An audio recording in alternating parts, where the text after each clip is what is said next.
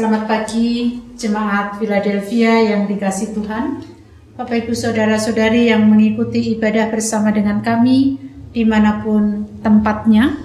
Kita akan bersama-sama untuk masuk dalam ibadah kita. Kita akan mengawalinya dengan satu pengakuan bahwa penolong kita adalah dalam nama Tuhan yang menjadikan langit dan bumi.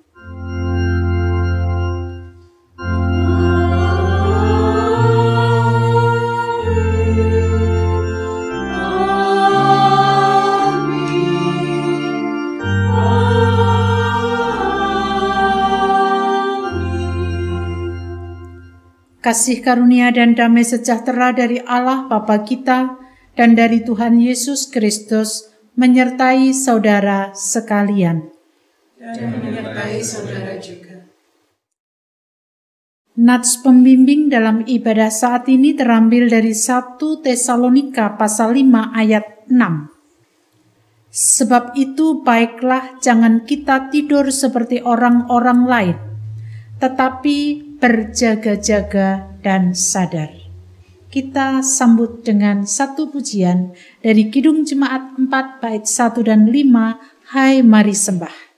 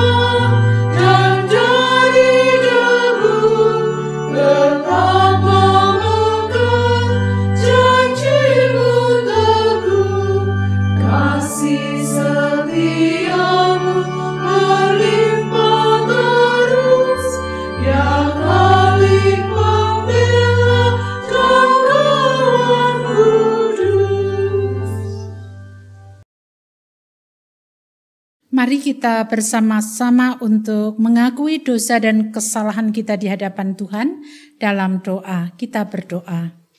Dengan segala kerendahan hati kami datang kepadamu ya Tuhan.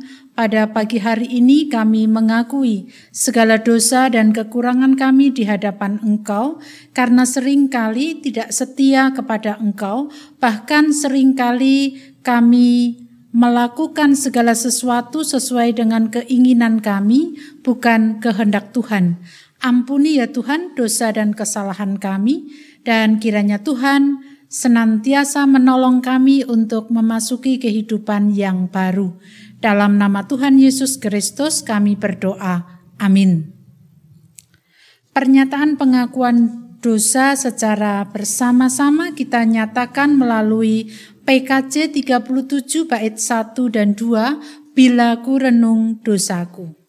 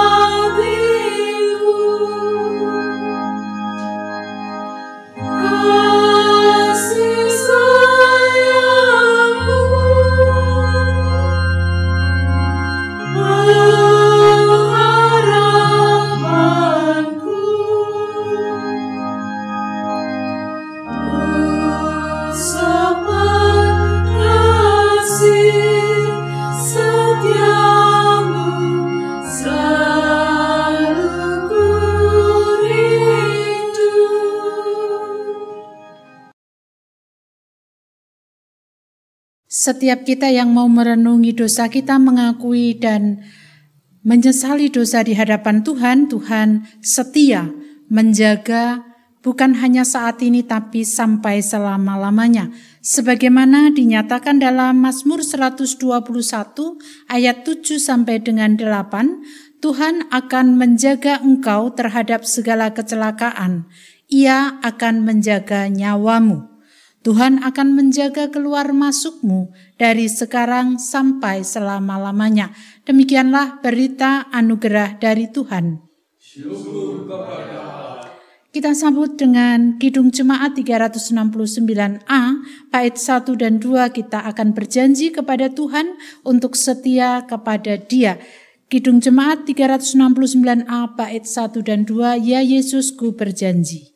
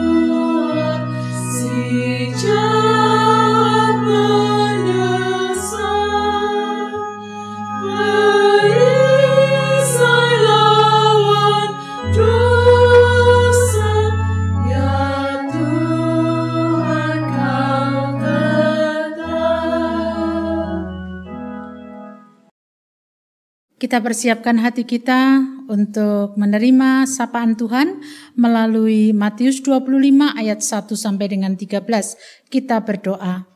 Tuhan Allah Sorgawi yang selalu memelihara hidup dan kehidupan kami, baik jasmani dan rohani, kami bersyukur pada saat ini Tuhan memberikan kesempatan kepada kami untuk bersama-sama belajar tentang kesaksian kebenaran firman-Mu yang akan menjadi pegangan dalam hidup kami. Berbicaralah ya Tuhan, sapalah kami ya Tuhan, dan kami bersedia untuk menerimanya. Dalam nama Tuhan Yesus kami berdoa. Amin. Matius 25 ayat 1 sampai dengan 13 menjadi bacaan kita yang hendak kita renungkan bersama. Gadis-gadis yang bijaksana dan gadis-gadis yang bodoh. Pada waktu itu, hal kerajaan surga seumpama 10 gadis yang mengambil pelitanya dan pergi menyongsong mempelai laki-laki. 5 di antaranya bodoh dan 5 bijaksana. Gadis-gadis yang bodoh itu membawa pelitanya, tetapi tidak membawa minyak. Sedangkan gadis-gadis yang bijaksana itu membawa pelitanya dan juga minyak dalam buli-buli mereka. Tetapi karena mempelai itu lama tidak datang-datang juga, mengantuklah mereka semua lalu tidur. Waktu tengah malam terdengarlah suara orang berseru, Mempelai datang, songsonglah dia. Gadis-gadis itu pun bangun semuanya lalu membereskan pelita mereka. Gadis-gadis yang bodoh berkata kepada gadis-gadis yang bijaksana, "Berikanlah kami sedikit dari minyakmu itu, sebab pelita kami hampir padam." Tetapi jawab gadis-gadis yang bijaksana itu, "Tidak, nanti tidak cukup untuk kami dan untuk kamu. Lebih baik kamu pergi kepada penjual minyak dan beli di situ." Akan tetapi waktu mereka sedang pergi untuk membelinya, datanglah mempelai itu dan mereka yang telah siap sedia masuk bersama-sama dengan dia ke ruang perjamuan kawin, lalu pintu ditutup. Kemudian datang juga gadis-gadis yang lain itu dan berkata, "Tuan, Tuan, bukakanlah kami pintu." Tetapi ia menjawab, "Aku berkata kepadamu, sesungguhnya aku tidak mengenal engkau. Karena itu berjaga-jagalah, sebab kamu tidak tahu akan hari maupun akan saatnya." Demikianlah pembacaan Alkitab kita. Yang berbahagia kita yang mendengarkan, merenungkan, bahkan melaksanakan dalam kehidupan sehari-hari. Haleluya.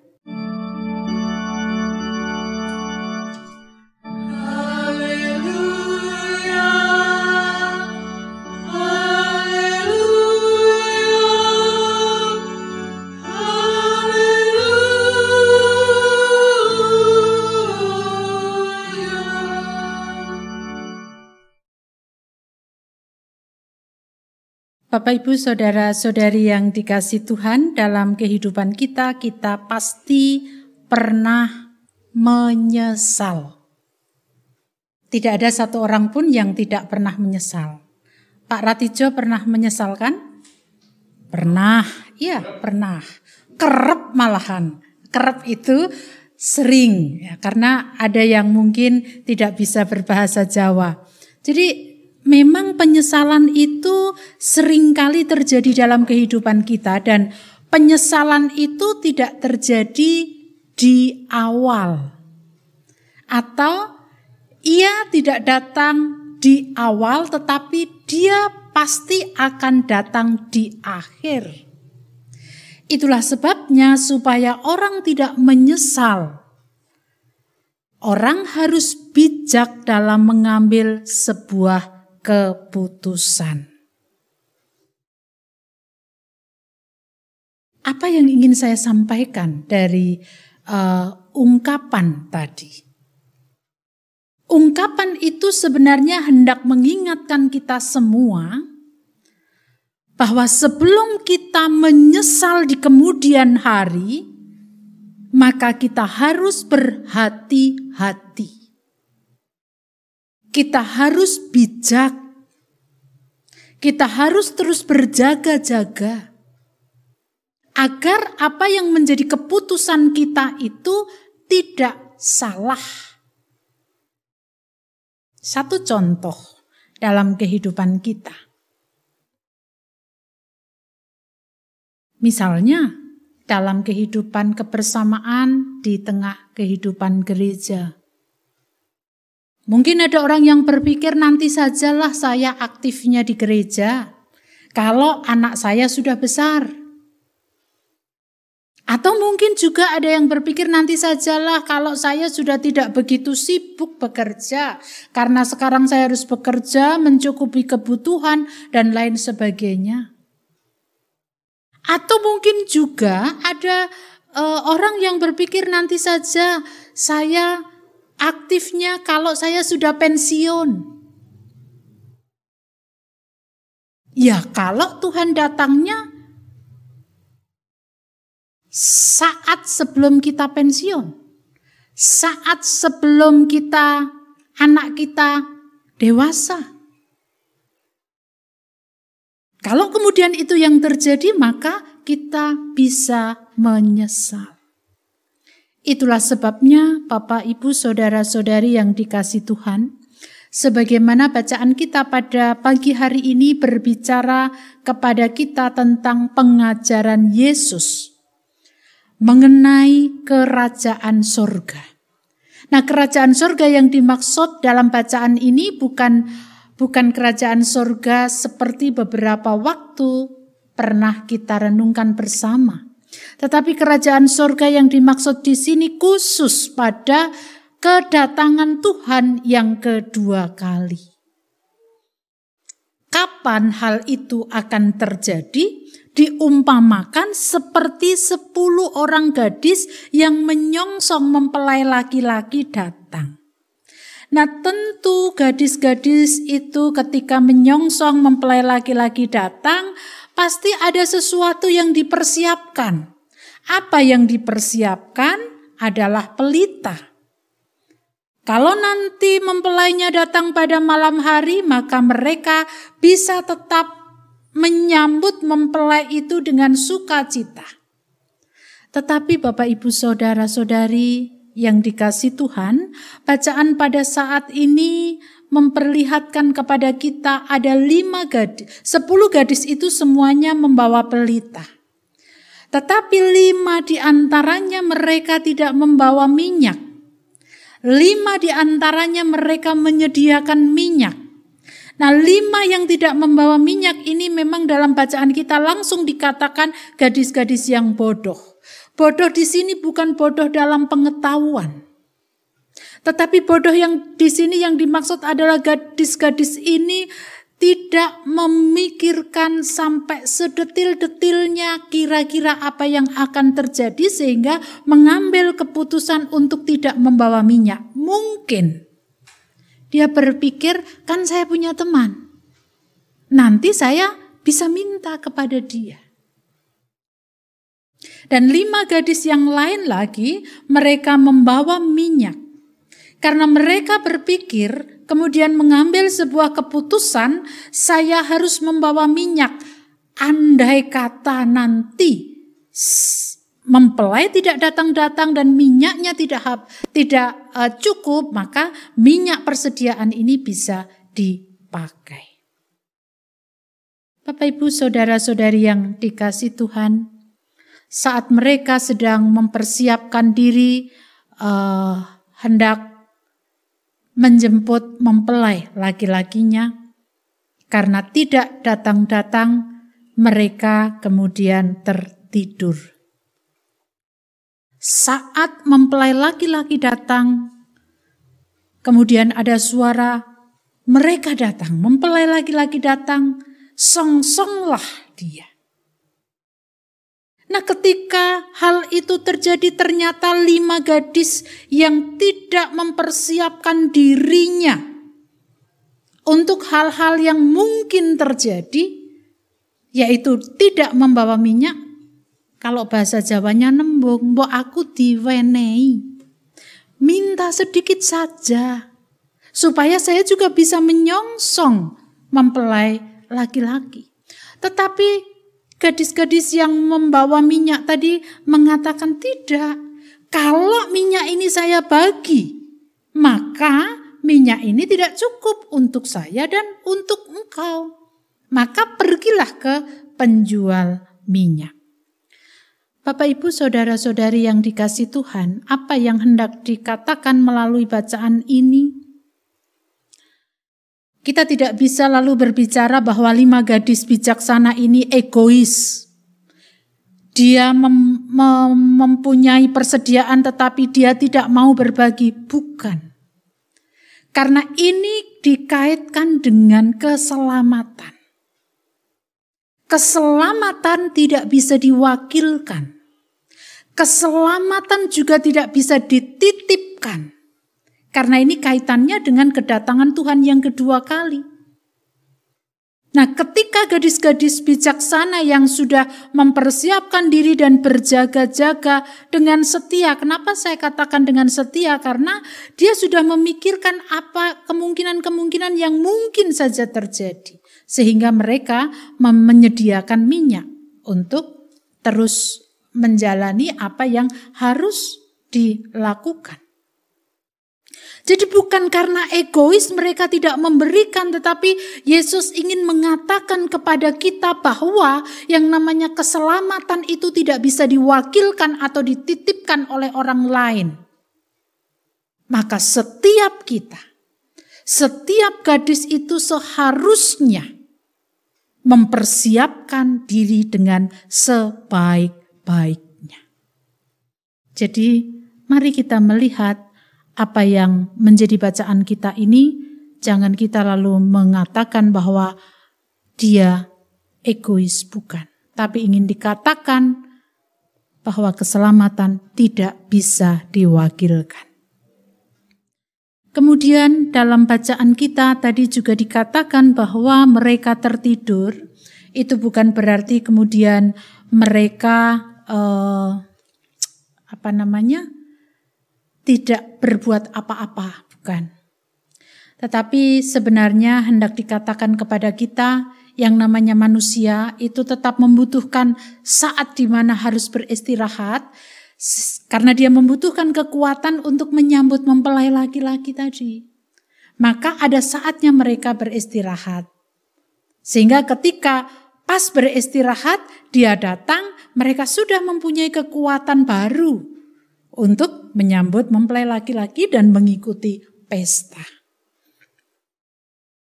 Kisah dalam perumpamaan ini diakhiri dengan gadis-gadis bodoh yang kemudian mencari minyak, datang lagi sudah ditutup pintunya dan ketok-ketok tidak bisa masuk.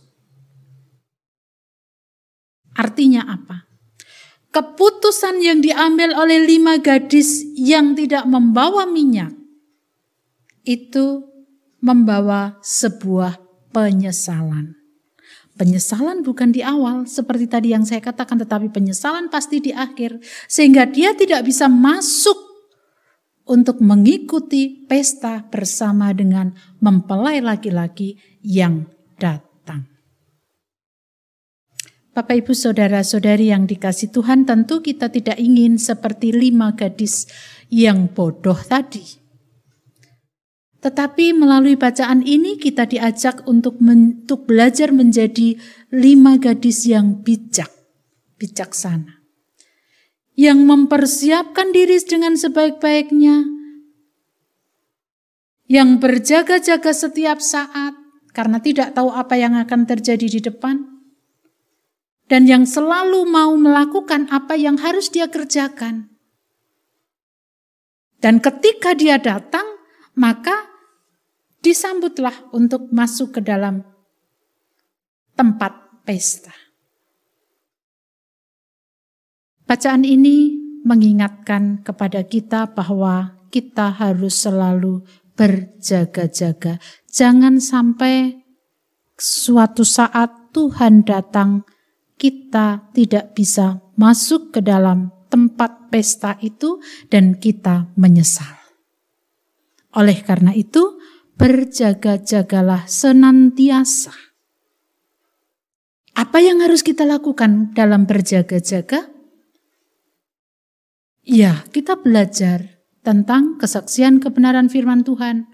Karena itu yang terus akan menuntun hidup kita. Kita memberikan waktu untuk Tuhan.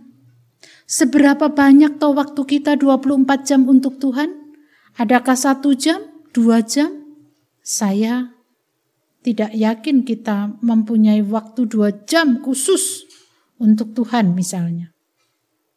Kalau ada yang seperti itu, bersyukur. Karena melalui kita memberikan waktu untuk Tuhan, suatu saat Tuhan datang kemudian tanya, apa yang sudah kamu lakukan?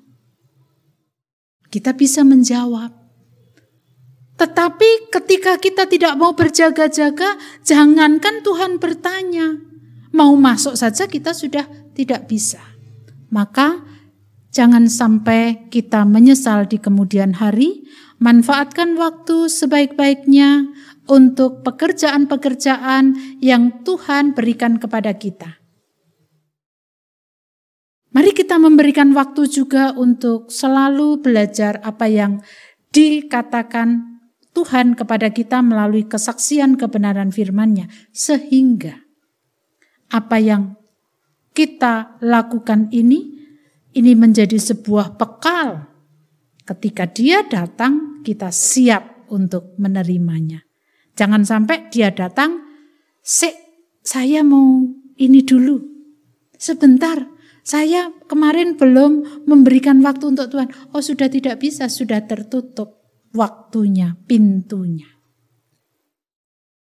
Jangan sampai kita menyesal seperti 5 gadis bodoh, tetapi kita harus selalu berjaga-jaga dengan setia sebagaimana 5 gadis bijaksana. Amin. Saat teduh bagi kita.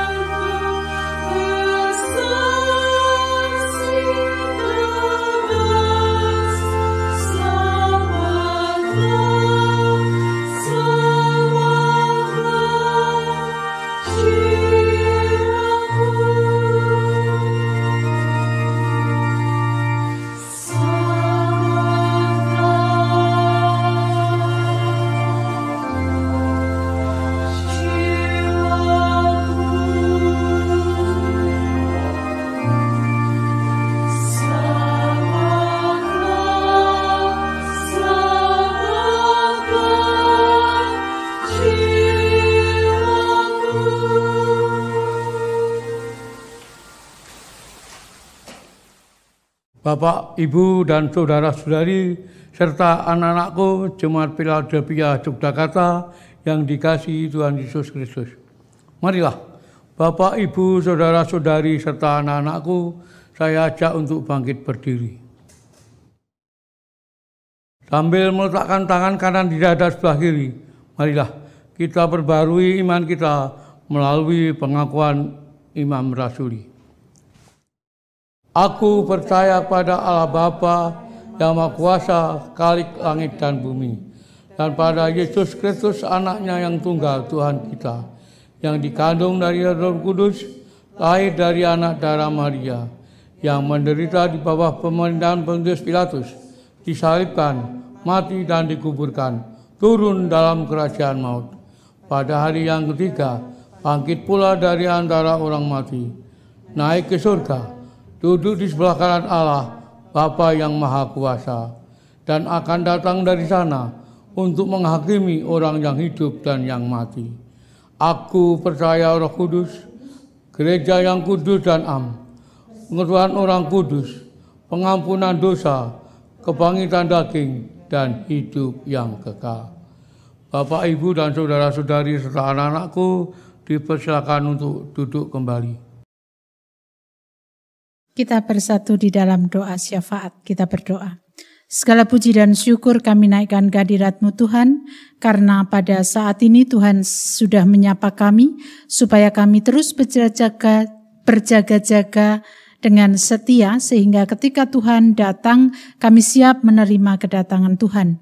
Saat ini kami hendak membawa kehidupan bangsa dan negara kami, utamanya pemimpin bangsa dan negara kami dalam mengupayakan kondisi kehidupan bangsa dan negara ini menjadi lebih baik oleh karena akibat pandemi COVID-19. Berkatilah pemimpin kami, demikian juga rakyat Indonesia, supaya bersatu padu untuk menghadapi pandemi ini dengan bijak dan selalu seturut dengan kehendak Tuhan. Berkatilah setiap upaya yang sudah dikerjakan oleh pemerintah dan juga akan kami kerjakan supaya kehidupan ini semakin baik lagi. Kami berdoa untuk saudara-saudara kami yang sedang sakit oleh karena virus tersebut. Perkenan Tuhan juga menyapa mereka, menguatkan mereka, bahkan menyembuhkan mereka. Demikian juga Jemaat Philadelphia yang saat ini harus terus bergumul dengan sakit penyakitnya untuk rutin kontrol dan juga mengkonsumsi obat-obatan serta makanan minuman dengan baik sebagaimana yang menjadi anjuran dokter. Berkat-Mu juga senantiasa kami harapkan supaya itu menjadi sarana berkat bagi saudara-saudara kami mendapatkan kekuatan dan kesehatan. Bapak Mariman, Bapak Nugroho Yulianto, Bapak Suratijo, Bapak Widiatmojo, Bapak Mugiarto Hadi, Ibu Arista Kurniawati, Ibu Wartini dan Ibu J.H. Widodo. Kiranya Tuhan terus memberkati mereka dan juga keluarga yang harus mendampinginya supaya dapat mendampingi dengan sebaik-baiknya. Anak-anak kami yang bergumul dengan studi mereka, terlebih yang mempersiapkan diri untuk memasuki jenjang pendidikan yang lebih tinggi lagi, bagi Excel yang saat ini sudah kelas 6, demikian juga Via dan Ian yang berada dalam kelas 12, berkatilah mereka supaya mereka pada waktunya mendapatkan tempat pendidikan yang mereka harapkan dan tentu saja sesuai kehendak Tuhan. Orang tua yang harus mencukupi kebutuhan, berkatilah mereka semuanya. Kami berdoa juga untuk kondisi ekonomi setiap keluarga kami masing-masing, anggota Jemaat Philadelphia, berkatilah semuanya ya Tuhan, supaya kami senantiasa dapat mengupayakan yang terbaik dalam mencukupi kebutuhan ekonomi keluarga kami. Demikian juga kami berdoa untuk setiap upaya usaha baik mandiri maupun bersama-sama, berkatilah supaya itu menjadi sarana kami memuliakan nama Tuhan. Inilah syafaat kami kepadamu Tuhan. Kesempurnaan doa ini kami serahkan di dalam nama Tuhan kami Yesus Kristus yang telah mengajarkan kepada kami doa Bapa kami.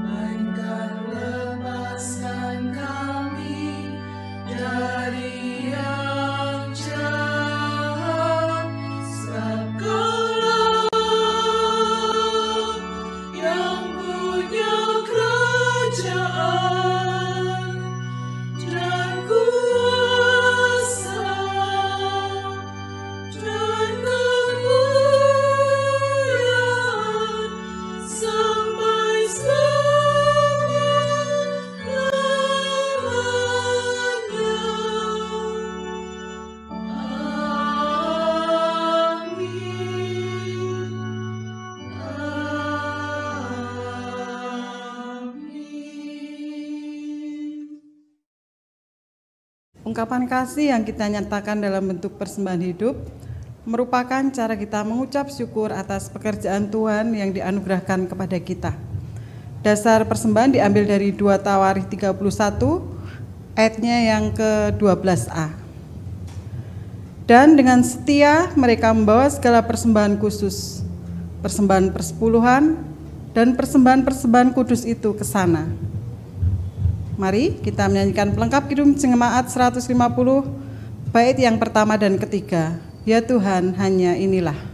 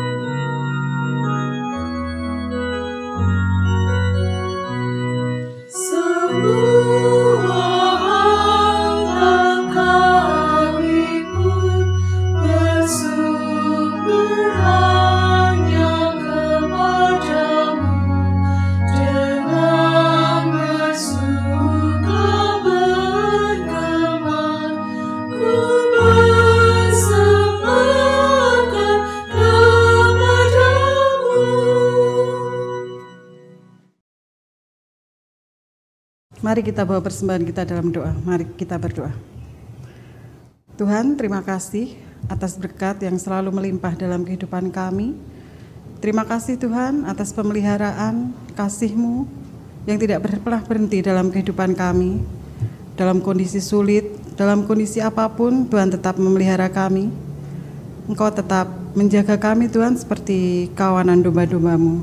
Terima kasih Tuhan, ajarkanlah kami untuk bisa mengelola apa yang telah Engkau berikan kepada kami dengan bijaksana, dan biarlah Tuhan kami boleh berbagi dengan sesama kami atas berkat yang telah tercurah dalam kehidupan kami. Terima kasih Tuhan atas berkat-berkat yang telah Engkau limpahkan dalam kehidupan kami. Amin. Berjaga-jagalah dengan setia sehingga engkau menjadi menang. Kita bersama menyanyikan Kidung Jemaat 446 bait 1 dan 3, Setialah.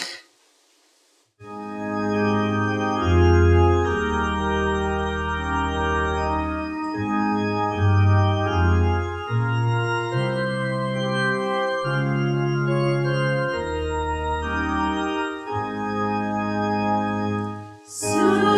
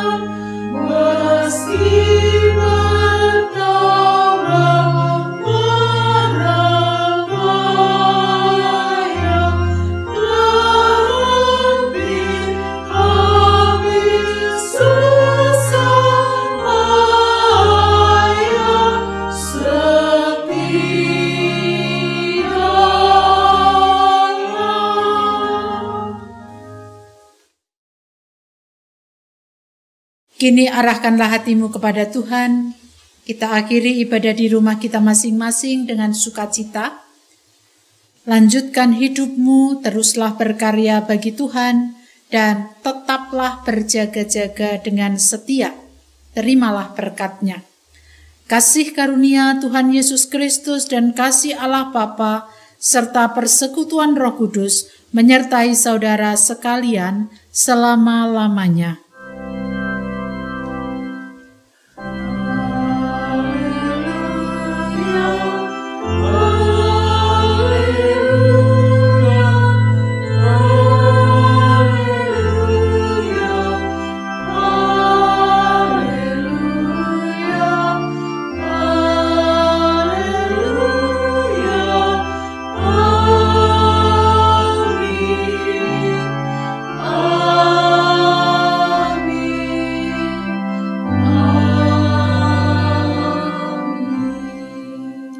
Kidung Jumat 408 bait pertama menjadi penutup ibadah kita pada saat ini.